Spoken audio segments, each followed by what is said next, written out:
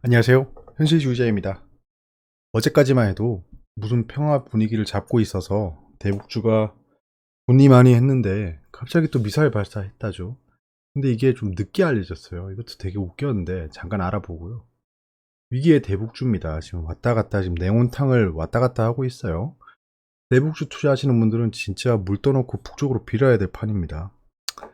미증시가 현재 급락하고 있습니다. 그 이유를 잠깐 외신을 통해서 살펴보겠습니다.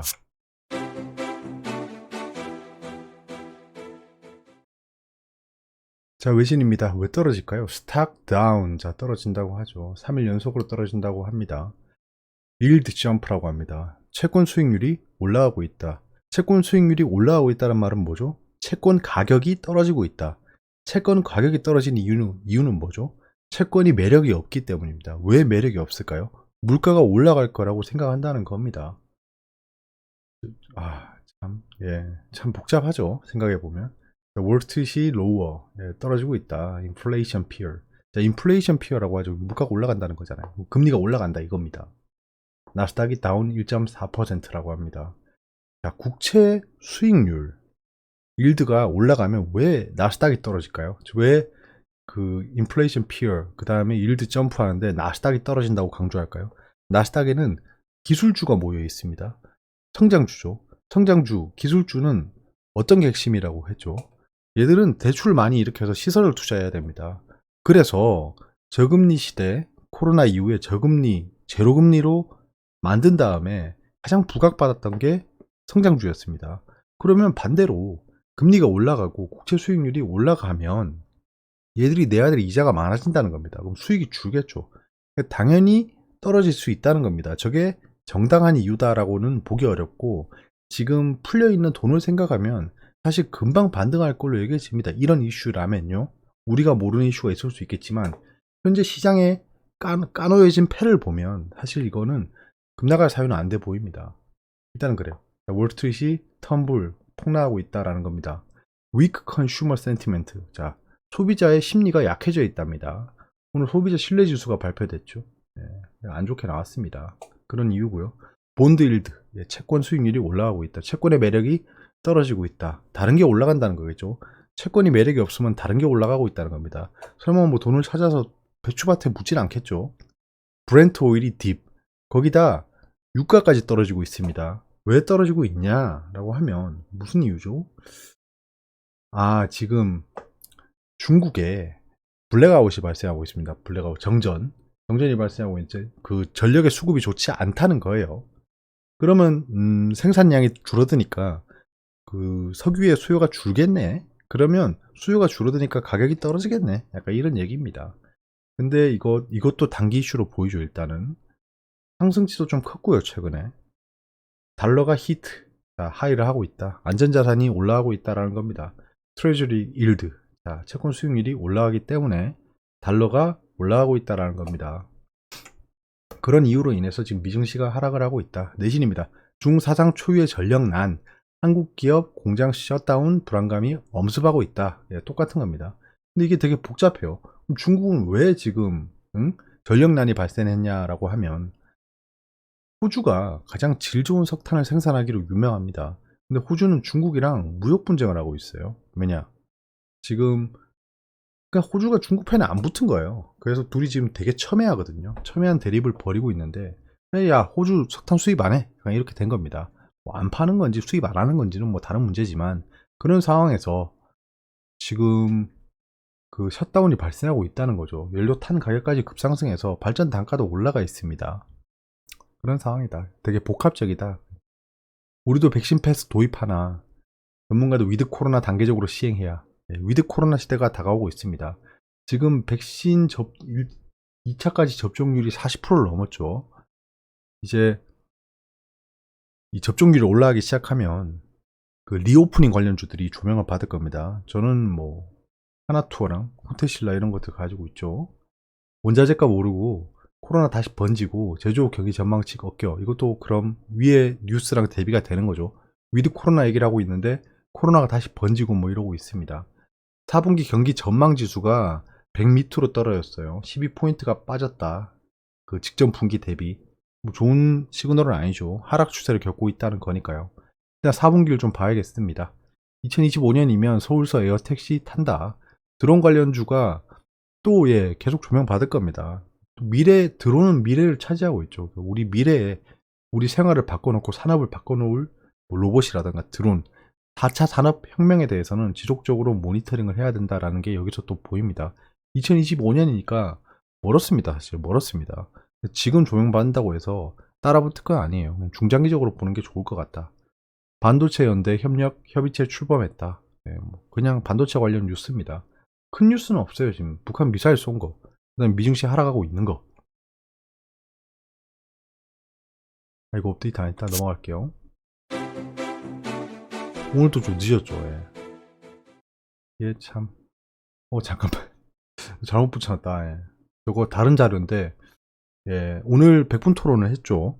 제가 오늘 늦은 이유입니다. 11시 반에 생중계로 진행이 됐어요. 유튜브에서. 그걸 좀 다 본다고 늦었습니다. 오늘 국민의힘 토론 보셨나요, 여러분? 참 재밌어요, 토론이 지금. 저 다행히 글자를 안 가려서 그냥 넘어가겠습니다. 안 그랬으면 다시 끄고 해야 되는데. 자, 세계 증시 흐름 갈무리 하겠습니다. 15일이 아니고 15일로 바꿨습니다. 흐름이 좀 크게 보이게요. 15금리도 보고요. 그리고 증시가 망하면 누가 피해를 볼까라는 주제입니다. 개별주가 최근에 많이 흔들리고 있습니다. 아무 이유 없이 개별주가 흔들리는 이유가 있어요. 최근에 좀 모니터링하고 있는데 개별주들이 뭐 10% 하락은 뭐 우습게 한 번씩 떨어지는 경우가 있습니다. 이유는 없어요. 이유는 없어. 시장이 약하다는 이유인데 시장이 약한데 왜 하필 개별주들이 떨어질까라는 겁니다. 북한 미사일 발사 대북주 영향인데요. 자, 15일로 바꿨습니다. 15일로 바꾸고 맨 왼쪽에 인디케이터 3개를 넣었습니다. 뭐냐? 3개월 채권물, 그 다음에 원유, 골드 이렇게 좀 움직임, 추세를 볼 수 있게 했습니다. 여러분들도 그냥 이렇게 눈을 좀 멀리 두고 전반적으로 어떻게 움직이고 있는지 보면 좋을 것 같아요. 이거 뭐 깊숙이 파진 광산이 보이죠? 이건 왜일까요? 중국 헝다 이슈 때문에 우리나라는 그때 휴일이라서 괜찮았고 나머지들은 그냥 폭격을 맞았죠. 베트남이 반등하는 게 좀 보이고요. 중국도 지금 반등하고 있죠. 근데 지금 쌍바닥을 못 찍었어요. 사실 쌍바닥을 못 찍었습니다. 지수가. 한국 코스피오늘 좀 빠졌죠. 15일치가 이렇게 움직이고 있다. 전반적으로 세계 증시가 비슷하게 움직이고 있다라는 겁니다. 금값이 계속 떨어지고 있어요. 신저가를 기록했습니다. 15일 동안. 지금 바닥을 아직 알 수 없기 때문에 좀 지켜보고 금이 이대로 하락 추세로 갈지는 미지수입니다. 근데 저는 그렇지는 않을 거라고 생각합니다. 금값이 떨어지려면 금리가 많이 상승해야 됩니다. 금이랑 금리는 굉장히 타이틀리 커플링 되어 있습니다. 이게 페드 모형에서 증명하고 있죠. 근데 구닥다리 페드 모형으로 금값을 설명하기에는 최근에 움직임이 하나도 안 맞았어요. 하지만 그게 연관이 되어 있다는 것 정도는 알고 있는 게 좋다. 유가는 상승하다 지금 약간 꺾이고 있고요. 한겨울물에 지금 수익률이 올라가고 있죠. 채권의 매력이 떨어지고 있다. 사람들이 갖다 팔고 있다라는 겁니다. 15금리 뭐 비슷합니다. 1개월과 3개월물이 올라가고 있고 나머지는 변동이 없습니다. 그러니까 1개월에서 3개월 내에 큰 이슈가 있을 것으로 사람들이 전망하고 있다는 겁니다. 사람들이라기보다는 큰 손들이 전망하고 있다. 자, 증시가 망하면 누가 피해를 볼까? 이거 제가 예전에 지속적으로 말했던 건데 한번 다시 생각을 해보면요. 사람들이 왜냐하면 이대로 증시 망할 거다. 이거 제가 코로나 때 얘기했던 거예요. 얘기했던 걸 다시 말씀드리는 겁니다. 제가 이때까지 코로나 이후에 2번 말씀드렸던 것 같아요. 코로나 때 이 말씀드리고 그 다음에 코로나 반등 이후에 잠깐 횡보하는 기간이 있었어요. 그때 말씀드렸습니다. 왜냐하면 그때 횡보할 때도 증시가 다시 나락으로 떨어진다. 그때 뭐 닥터 둠 루비니 교수도 뭐 이 상승은 뭐 허구고 뭐 활기 없는 뭐 조정 이후에 뭐 망할 거다 이렇게 얘기했었죠. 근데 저는 그냥 가만히 생각해 보면 그런 것 같아요. 거의의 배를 가를까라는 겁니다. 외국인 기관은 결국에는 돈을 벌고 있는 게 주식시장이죠. 뭐 다른 시장도 있죠. 채권도 있고 금도 있고 뭐 여러 가지 시장이 있는데 일단 주식시장만을 볼게요. 뭐 다른 걸 다 복합적으로 돈을 벌지 않냐라고 하는데 굳이 파이가 큰 이 주식시장을 얘들이 고의적으로 망하게 할 건가입니다. 코로나도 결국엔 그렇게 리스크 해지한다고 하락시켜놓고 그대로 복구시켜버렸잖아요. 이건 이번 사례에서만 볼 수 있는 것도 아닙니다. 예전에 리먼 사태만 봐도 그렇잖아요. 한마디로 외국인 기관은 증시에서 돈을 벌고 있습니다. 그리고 사람들의 돈을 받아서 투자하는 기능을 하고 있어요. 그러면 사람들이 돈을 많이 줘야 그들이 수수료를 많이 받고 또 그거에 레버리지로 자기들이 투자하고 있는 자산들이 올라가겠죠. 생각해보면 되게 웃긴 거예요. 자기들이 그 투자를 해서 그 증시를 부양하고 있어요. 그 상황에서 고객들의 돈을 받아와서 다시 넣고 있습니다. 되게 웃긴 상황이긴 하죠. 그러니까 어찌 보면 선취매를 한 거잖아요. 자기들은. 이미 다 사놓고 고객들 돈 받아서 자기가 산 걸 다시 투자하고 있는 겁니다. 아무튼 외국인 기관은 증시에서 돈을 벌고 있습니다. 수익 창출하고 있죠. 뭐 공매도, 뭐 파생 상품, 뭐 이런 것들도 있겠지만 일단 증시에서 벌고 있다는 겁니다. 그래서 얘들은 증시가 계속 부흥하는 게 좋은 거예요.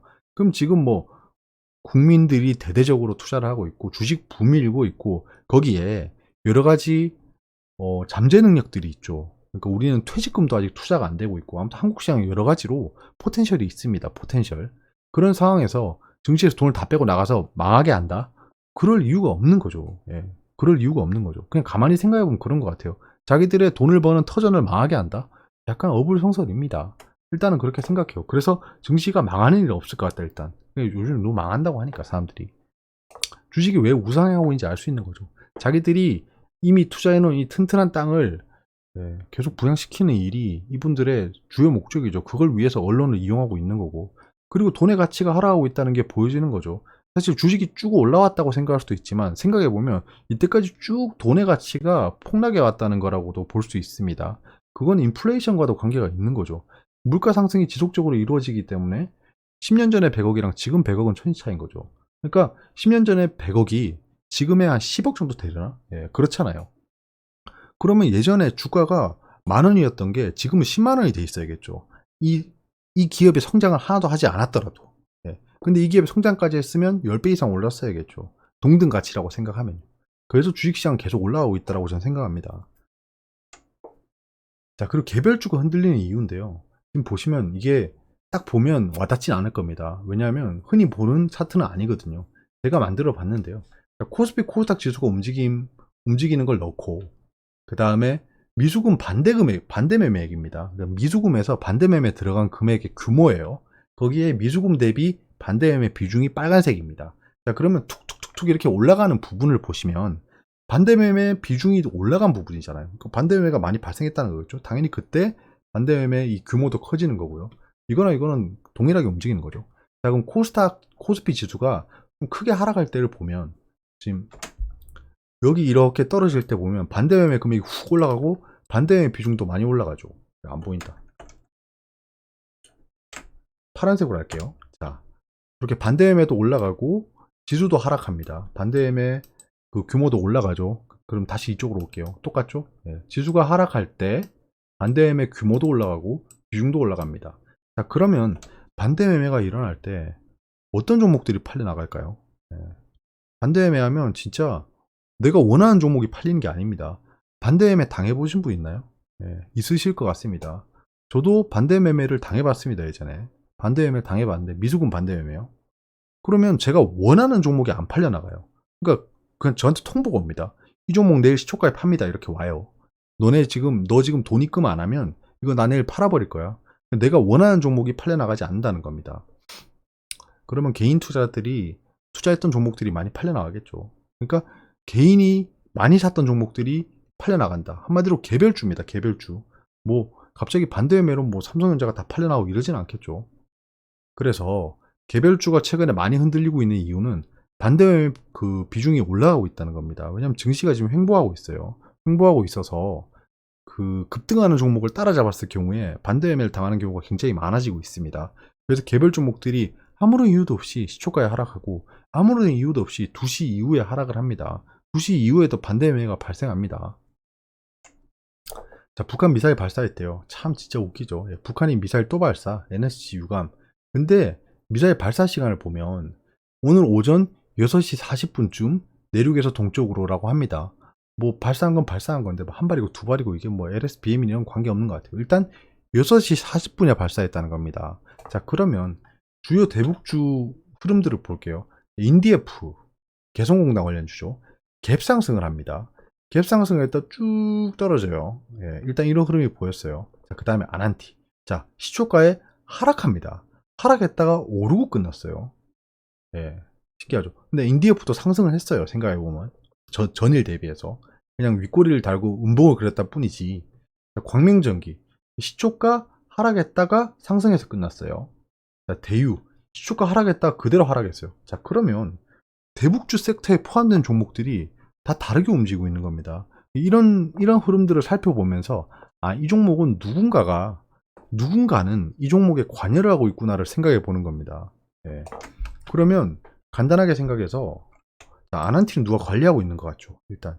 왜냐하면 오늘 미사일 6시 40분에 발사했으면 시초가면 9시잖아요. 그러면 2시간 20분입니다.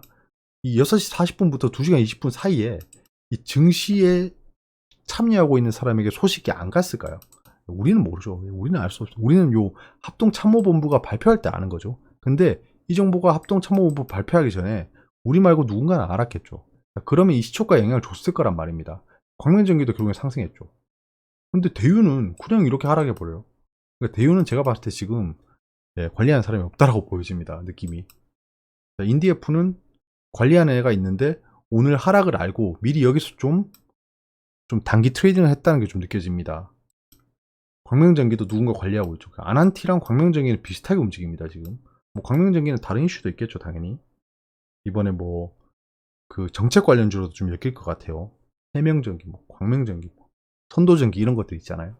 아무튼 대북주가 지금 미사일 발사한다. 그러니까 뭐 남북 정상회담을 한다. 이런 뉴스들을 이분들이 그래도 미리 알지 못할 겁니다. 뭐 설마 미사일 발사하는 걸 미리 알았겠습니까? 미리 알았으면 이거는 되게 거대한 음모죠.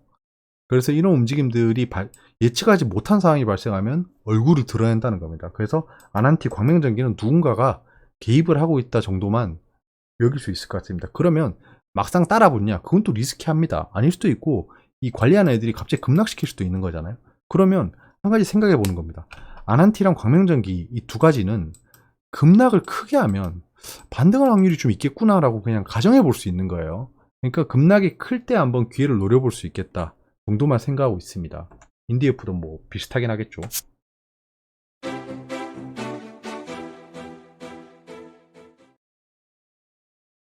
자, 미증시 현재 하락 중입니다. 앞서 말씀드린 이유로 하락하고 있어요. 이러다가 원달러가 1200원 넘겠네요. 1200원 넘으면 코스피랑 코스닥 급락 한번 할 겁니다. 급락 한번 할 거예요. 그만큼 시장의 멘탈이 안 좋아졌다는 거죠. 예. 자, 그 다음에 필라델피아 반도체 지수가 떨어지고 있는데 내일 뭐 삼성전자나 SK하이닉스 같은 대형주들 좀 하락이 좀 예상이 되네요. 시초가에서. 중국만 그냥 오르고 있어요. 그리고 볼만한 건 없습니다. 예, 지금 구리 선물이 좀 떨어지고 있는 걸 보면 확실히 물가가 좀 안정될 건 보입니다. 미친 듯이 올라왔던 이 원자재들이 지금 석유 말고는 다 조정을 보이고 있어요. 거기에 금까지 조정을 보이고 있지 않습니까? 그래서 좀 시장을 약간 관망하면서 보는 게 좋을 것 같습니다. 저는 이제 비중을 좀 확대할 궁리라고 있습니다. 계속 보고 있어요. 그래서 급락이 좀 큰 종목들 중심으로 조금씩 매수하고 있습니다. 조금씩. 자, 거의 아침에 보고 계실 것 같은데요.